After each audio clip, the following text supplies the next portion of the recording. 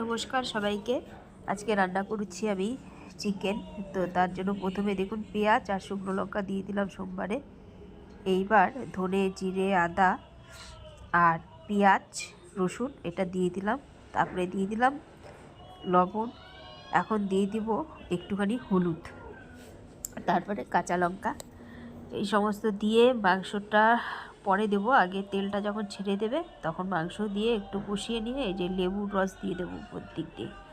লেবুর রসটা দিচ্ছি কারণ তাহলে মাংসটা আপনার ব্রয়লারের মাংসটা ছিবড়া ছিবড়া হয়, সেই ছিবড়াটা হবে না আর সফট হবে খেতে, আর কিন্তু মাংস একটা গলবে না।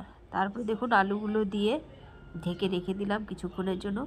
এবার ঢাকনা তুলে আবার একটু কষিয়ে নেব, কষিয়ে নিয়ে আবার কিছুক্ষণের জন্য ঢেকে এটাকে রেখে দেব। এবার ঢাকনা খুলে দেখুন তেল ছেড়ে দিয়েছে, কষানো হয়ে গেছে। এবারে গরম জল করে রেখেছিলাম সেটা এর মধ্যে দিয়ে দেব।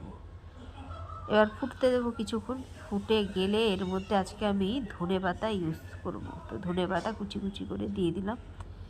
এবার একটু নাড়িয়ে চাড়িয়ে এটাকে নামিয়ে নেব। ব্যাস রেডি হয়ে গেল ধনে পাতা চিকেন।